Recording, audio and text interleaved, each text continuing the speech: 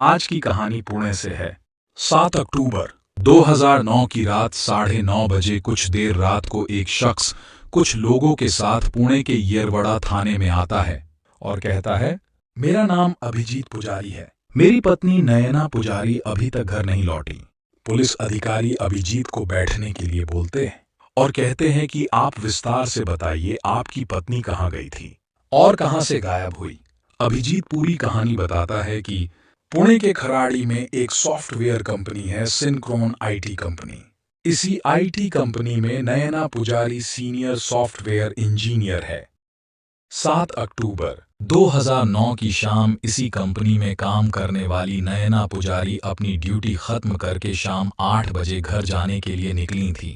वैसे तो वह शाम 7 बजे तक निकल जाती थी, लेकिन उस दिन काम की वजह से उसे थोड़ी देर हो गई थी। शायद इसीलिए कंपनी से निकलते समय उसने अपने पति अभिजीत को फोन करके बता दिया था कि वह कंपनी से निकल चुकी है। वैसे तो महिला कर्मचारियों को कंपनी से निकलने में देर हो जाती थी, तो घर पहुंचाने की व्यवस्था कंपनी करती है। इसके लिए कंपनी ने कैब और बसें लगा रखी थीं, लेकिन कंपनी की कोई भी कैब या बस आई नहीं। पति ने नयना के मोबाइल पर फोन किया, फोन बंद था। फोन बंद होने से अभिजीत परेशान हो गया। इसके बाद उसने नयना के ऑफिस में फोन किया।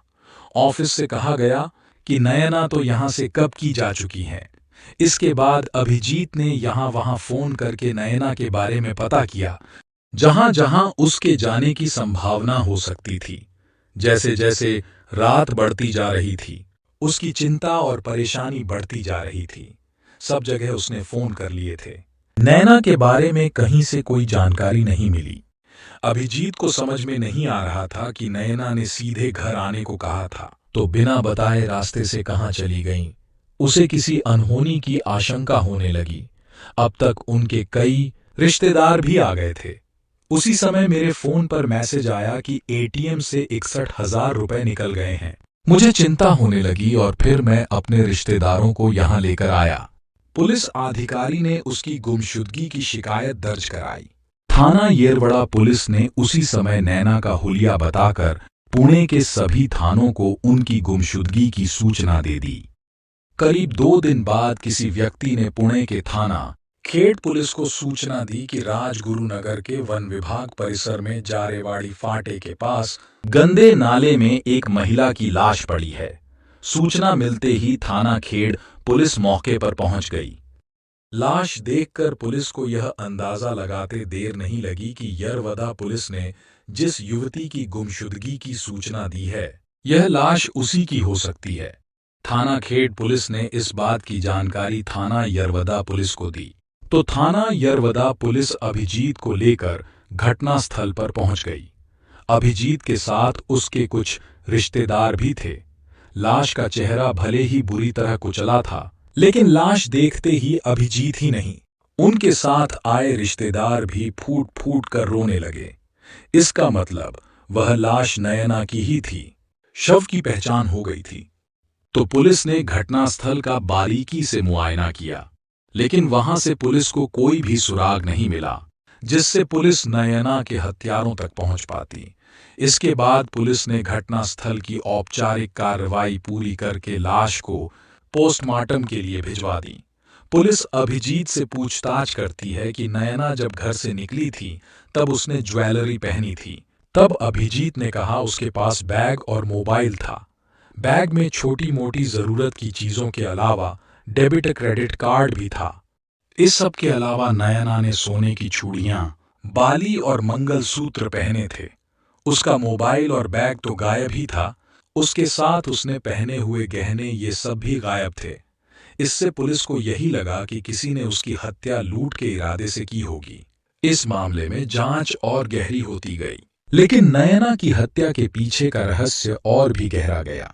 पुलिस ने कई संदिग्धों से पूछताछ की, लेकिन कोई ठोस सुराग हाथ नहीं लगा। इस दौरान अभिजीत और उसके परिवार ने हर दरवाजे पर दस्तक दी, हर संभव कोशिश की, लेकिन न्याय की उम्मीद धुंधली होती गई।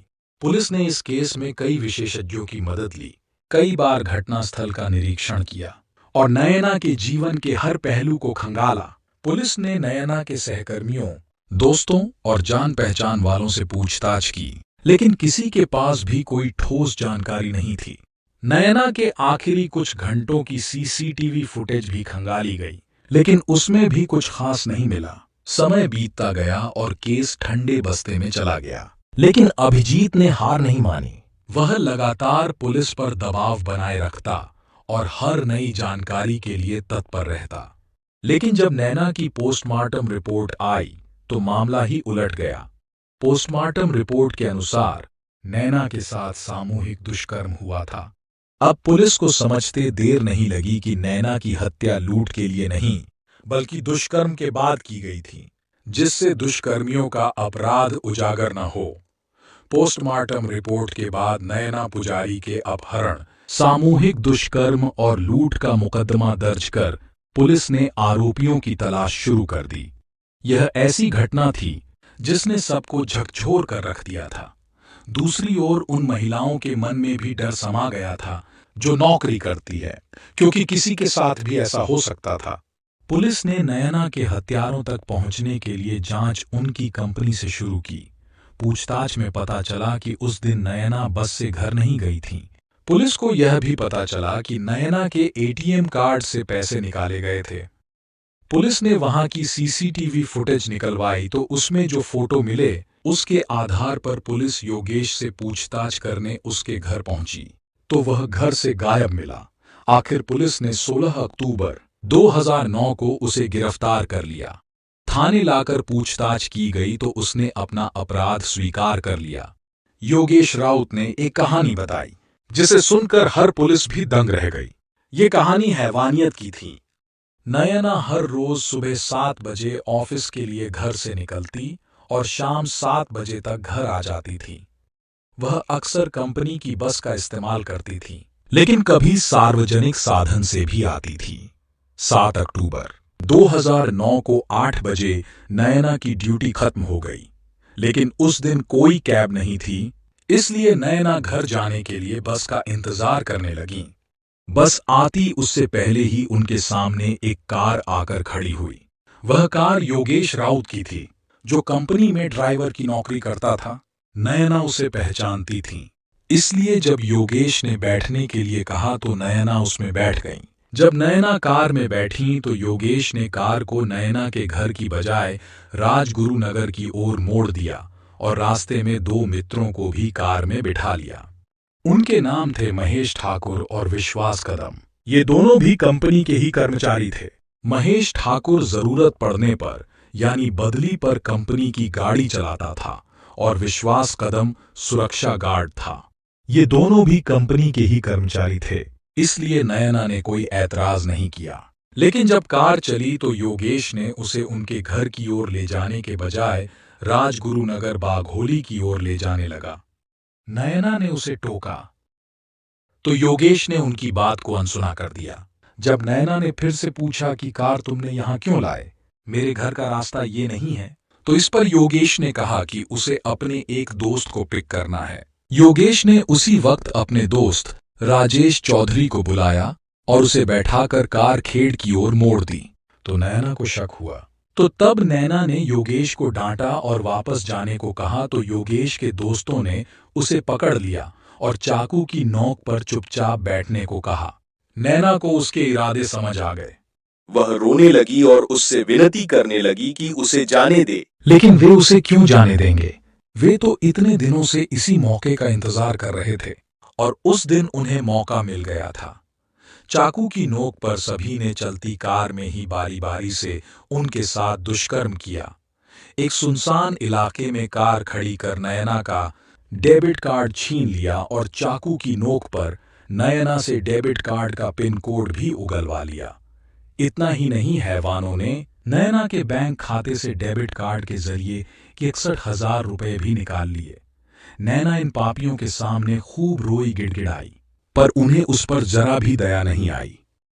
उन लोगों ने उसके साथ जो दुष्कर्म किया था, किसी भी हालत में उसे जिंदा नहीं छोड़ सकते थे, क्योंकि उसके जिंदा रहने पर सभी पकड़े जाते। पकड़े जाने के डर से उन्होंने स्कार्फ से उसका गला घोंटकर उसकी हत्या कर दी और लाश की पहचान न हो सके। इसके लिए पत्थर से उसका सिर बुरी तरह कुचल दिया। इसके बाद नयना का शव जारेवाड़ी के जंगलों में फेंक दिया। जंगल में लाश फेंककर सभी भाग गए। इसके बाद पुलिस ने महेश ठाकुर, राजेश चौधरी और विश्वास कदम को भी गिरफ्तार कर लिया। पुलिस द्वारा की गई पूछताछ में चारों ने नैना का अपहरण कर उसके साथ दुष्कर्म और लूट के बाद उसकी हत्या का अपना अपराध स्वीकार कर लिया। पुलिस ने नैना का सारा सामान चारों से बरामद कर लिया। इस मामले के खुलासे के बाद कंपनी में ही काम करने वालों द्वारा इस तरह का अपराध करने से लड़कियों और महिलाओं के मन में डर समा गया कि जब साथ काम करने वाले ही इस तरह का काम कर सकते हैं तो वे कहीं भी सुरक्षित नहीं हैं। इस दर्दनाक घटना ने पूरे देश में खलबली मचा दी थी। नौकरी करने वाली हर महिला को अपनी सुरक्षा की चिंता सताने लगी थी। इस बात को लेकर धरना प्रदर्शन भी शुरू हो रहे थे तो दूसरी ओर पुलिस अपना काम कर रही थी। आपको जानकर हैरानी होगी जब पुलिस ने योगेश से पूछा कि तुमने नयना के साथ ऐसा क्यों किया। उसने इस पर जो जवाब दिया उस पर पुलिस भी हैरान थी। उसने कहा, उसने जो भी किया उसका उसे कोई पछतावा नहीं है। उसने वह सब इसलिए किया क्योंकि वह रेप का आदी हो चुका है। इससे पहले भी हड़पसर इलाके की एक सब्जी विक्रेता महिला की रेप कर हत्या कर दी थी। इसके बाद विश्रांतवाड़ी इलाके में रहने वाली एक महिला के साथ रेप किया था। वहीं नयना की हत्या के एक दिन पहले उसने दोस्तों के साथ मिलकर एक ड्राइवर की पत्नी को भगाने का प्लान बनाया था। पूछताछ करके सारे सबूत जुटाकर पुलिस ने चारों आरोपियों को अदालत में पेश किया, जहां से उन्हें न्यायिक हिरासत में जेल भेज दिया गया। पुलिस ने जांच पूरी करके 12 जनवरी 2010 को चारों के खिलाफ अदालत में चार्जशीट दाखिल कर दी थी। इसके बाद न्यायाधीश श्री S.M. पोड़िलिकार ने चारों का नार्को टेस्ट कराया और इस केस को लड़ने के लिए हर्षद निम्बालकर को सरकारी वकील नियुक्त किया। पुलिस को अपना पक्ष मजबूत करने के लिए एक चश्मदीद गवाह की जरूरत थी। पुलिस ने राजेश चौधरी से बात की तो वह सरकारी गवाह बनने को तैयार हो गया। इस तरह 4 लोगों में राजेश चौधरी सरकारी गवाह बन गया तो 3 आरोपी ही बचे। इस केस की सुनवाई चल रही थी तभी एक घटना घट गई। इस मामले का मुख्य आरोपी योगेश राउत 30 अप्रैल 2011 को फरार हो गया। हुआ यूं कि उसने जेल प्रशासन से शिकायत की कि उसके शरीर में खुजली हो रही है। उसे जेल के अस्पताल में दिखाया गया लेकिन वहां उसे कोई फायदा नहीं हुआ। इसके बाद उसे पुणे के ससून अस्पताल ले जाया गया जहां डॉक्टरों ने उसे भर्ती करा दिया। उसी बीच टॉयलेट जाने के बहाने वह पुलिस को चकमा देकर अस्पताल से भाग निकला। पैसे उसके पास थे ही, इसलिए जब वह अस्पताल से बाहर आया तो उसे भागकर जाने में कोई दिक्कत नहीं हुई। दरअसल उसने यह काम योजना बनाकर किया था। इसलिए जब वह अस्पताल में इलाज के लिए भर्ती हुआ तो उसका भाई उससे मिलने आया। उसी दौरान उसने योगेश को खर्च के लिए 6,000 रुपए दे दिए थे। इसलिए अस्पताल से निकलते ही योगेश ने ऑटो पकड़ा और दौड़कर रेलवे स्टेशन पहुंचा, जहां से ट्रेन पकड़कर वह गुजरात के सूरत शहर चला गया। उसे यह शहर छिपने के लिए ठीक नहीं लगा तो वह वहां से दिल्ली चला गया। दिल्ली पहुंचते पहुंचते उसके पैसे किराए और खाने पीने में खर्च हो गए थे।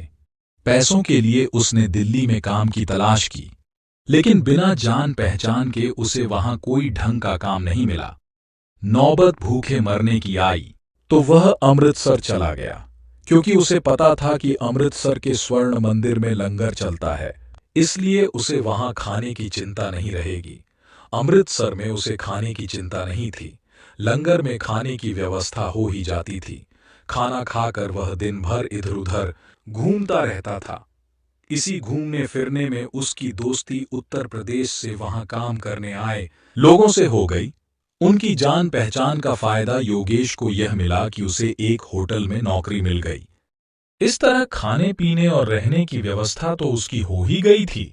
4 पैसे भी उसके हाथ में आने लगे थे, लेकिन जल्द ही उसका मन वहां से ऊब गया। उसे वहां अच्छा नहीं लग रहा था। दरअसल उसे अपने घर वालों की याद सताने लगी थी। सबसे ज्यादा उसे पत्नी की याद आ रही थी। जब उसका मन नहीं माना तो कुछ दिनों की छुट्टी लेकर वह अपने घर पहुंचा। घर पहुंचकर पता चला कि पत्नी तो मायके में है। वह घर में रुकने के बजाय ससुराल चला गया। वहां 3 दिनों तक रहा, लेकिन किसी को कानों कान खबर नहीं लगने दी कि इस बीच वह कहाँ था। 3 दिन ससुराल में रहकर वह फिर अमृतसर चला गया। कुछ दिनों अमृतसर में रहकर एक बार फिर वह ससुराल गया। पत्नी को ससुराल में छोड़कर अमृतसर आ गया। इस बार उसने होटल की नौकरी छोड़ दी और लॉन्ड्री में नौकरी करने लगा।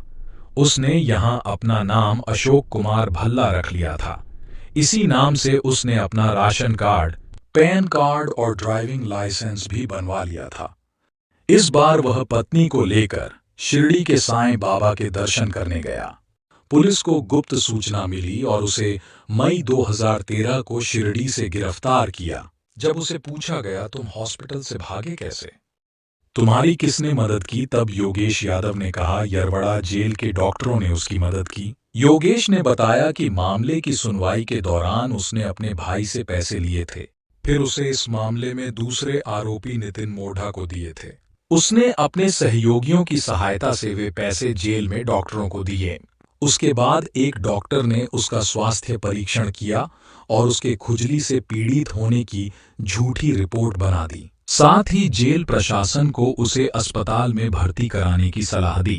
17 सितंबर 2011 को उसे सुबह 10:30 बजे जेल से अस्पताल ले जाया गया। घर वालों से मिलाने के लिए पुलिस वैन में एक सिपाही पाटिल ने उससे 2000 मांगे। भाई ने उसे 6000 रुपए दिए ही थे, जिसमें से उसने 2000 पाटिल को दिए तो उसने उसकी हथकड़ी खोल दी। फिर वह पुलिस को चकमा देकर अस्पताल से फरार हो गया। सुनवाई के समय उसके वकील B.A. अलूर ने कहा था कि सजा के अलावा उसके पास कोई विकल्प नहीं है, लेकिन तुम भाग सकते हो।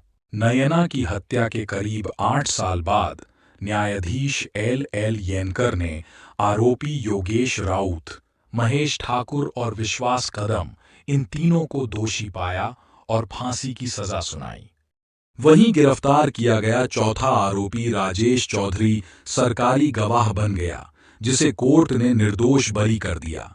यह कहानी बहुत ही दुखद और चौंकाने वाली है। नैना पुजारी की हत्या का मामला जिस तरह से सामूहिक दुष्कर्म के रूप में सामने आया, वह दर्शाता है कि कितनी भीड़ भाड़ और भयंकर घटनाएं हमारे समाज में होती हैं। इस घटना ने न केवल नयना के परिवार को बल्कि पूरे समाज को भी गहरे दुख में डाल दिया होगा।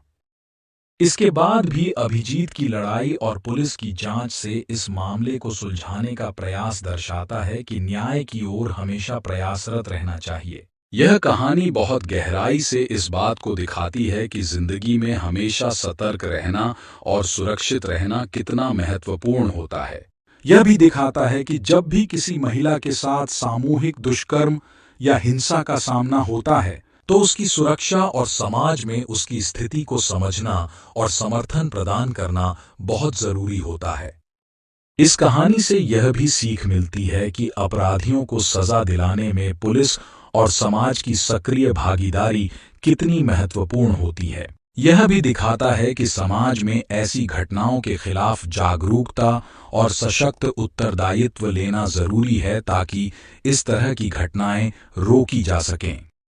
आज की कहानी आपको कैसे लगी कमेंट करके जरूर बताना। क्राइम की दुनिया से जुड़ी ऐसी ही दिल दहला देने वाली कहानियों के लिए हमारे साथ लगातार जुड़े रहें।